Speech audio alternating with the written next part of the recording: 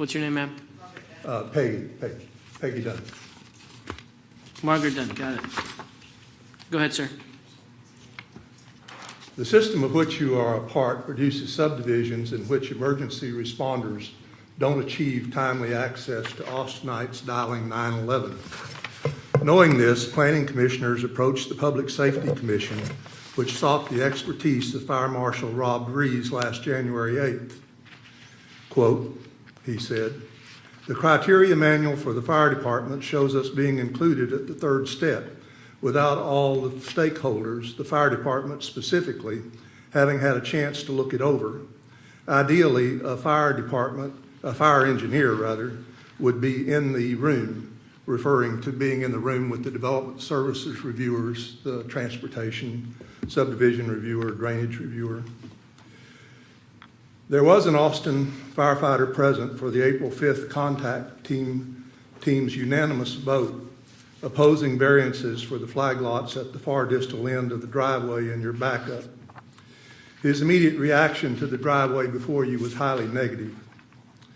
City of Austin Ordinance number 20180410vinson states that the Planning Commission, quote, "shall grant a variance to allow flag lots if the Commission finds that the subdivision has provided accessibility for emergency responders." In the case manager's reports for the applicant's updates, of which number 5 is before you tonight, the subdivision reviewer restates the flag lot ordinance, quote, has provided accessibility for emergency responders. This is done by obtaining a sign-off from the fire department, unquote. The transportation reviewer, the person responsible for the driveway, states in every update that the applicant, quote, must obtain a written signature from the area fire service providers acknowledging their approval of the joint use driveway, end quote. In every update, including update 5 before you tonight, the transportation reviewer states that this requirement has not been met. Quote, update 5, comment not cleared, end quote. The emergency access requirements of the flag lot ordinance have not been met. There is no written record that the signed documents the subdivision reviewer refers to as sign-offs from AFD personnel have been executed. There is no written record that a document with a written, quote, a written signature from the area fire service providers acknowledging their approval of the joint use driveway, end quote, exists. There is nothing to indicate that the safety and property of the people residing on the 4 flag lots at the far end of the driveway are not at risk. In your backup, the case manager has assured you that meetings have occurred. I am not assured, and neither are my neighbors. The case manager's reports call for written signed documents. I have given you cause to doubt the existence of these documents. This discrepancy between, quote, meetings, unquote, and signed documents is one reason why the present system produces subdivisions in which timely emergency access cannot be achieved. The subdivision reviewer also restates the compatibility requirement of the flag lot ordinance, quote, is otherwise compatible with the surrounding neighborhood. This is done by providing a map exhibit showing surrounding lot sizes and other flag lots in the existing neighborhood that are comparable in size to your proposed flag lot, end quote. My first handout is an annotated version of the map with 2 spreadsheets on the back. The first spreadsheet shows the non-residential flag lots, which are incompatible for their uses, their zoning, and their square footage. There are no residential flag lots in Southwood near the Vinson Drive development. The closest is 7/10 mile by road and 3/10 mile as the crow flies, and isolated from the Vinson Drive development by the Union Pacific rail line dividing Southwood. The lot sizes are not compatible. The next smallest lot is 1,700 square feet smaller, and the next largest lot is 6,700 square feet larger. The square footages of the surrounding lots whose owners received notices are not compatible. My second handout. The spreadsheet on the back shows that half the surrounding lots range from 400 to 3,300 square feet smaller. The other half are from 650 to 65,000 square feet larger.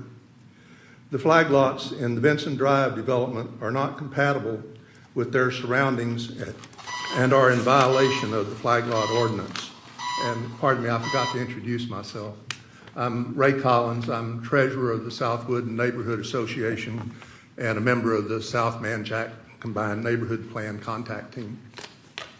Thank you, sir. Any questions for Mr. Collins?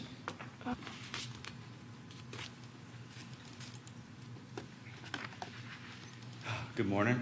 Name is Larry Murphy. I'm a parent and resident.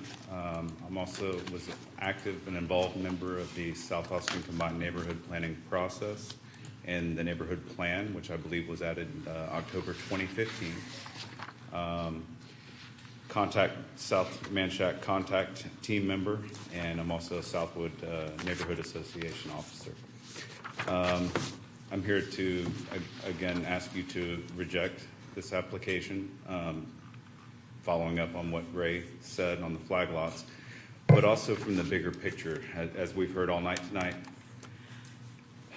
our neighborhood plan was recently passed. It calls for walkable, bikeable, livable Austin. We're in support of denser development, but on our arterials, on the corridors, not in the interior of our neighborhood. And I'll come back to that. Children live in that neighborhood. Vinson Road is part of Bike Route 31. It is a subpar roadway. It is a problem. It's a T intersection. It's a very narrow road, blind sight lines, crosses the UP Bergstrom Spur at an odd angle and ends at a T intersection. It is already unsafe and untenable traffic-wise. And so I'm going to come back to that. Also, since that combined neighborhood planning process, we were part of what's called the Williamson Creek floodplain mitigation and buyout. So I wasn't in any floodplain. Then since this time period, I've been added to the 100-year floodplain, then the 50-year floodplain, and then now the 25-year floodplain, and my home is on the buyout plan. We're immediately downstream of this development. Any development that adds additional impervious cover just adds insult to injury. In other words, we've overdeveloped and did not plan or invest in our infrastructure, our transportation, our stormwater management. None of that has the city invested or kept up to par. We're buying people out as we continue to develop up at the top of our watershed and flood out people in our neighborhood below. And that brings me to another point. It seems to me that we're using a city code next that's not adopted as a potential possibility to provide housing opportunities for people that don't live here yet, and at the enrichment of developers. And we are absolutely failing the residents, the people that currently live and exist in Austin, Texas. It is so clear in this case and in others in our area that we're developing, again, if it's 8 lots, possibly duplex, that to me seemed very unclear, with one driveway access easement on a road that's already unsafe. To further contribute to the flooding is just untenable in our neighborhood. And so I'd like to ask you to, and that being said, we're also working closely and have been for quite some time with council members Pio Renteria, with Ann Kitchen, and with Steve Adler in his office on the Bergstrom Spur Trail. This is the perfect place to not develop, but to use as a trailhead for our people, for the Bergstrom Spur, an alternate to the problems that I'm outlining, the traffic, the congestion, the lack of livability that's being created by the overdevelopment in our area without the investment in infrastructure. Thank you, sir. Thank you. Any questions for Mr. Murphy?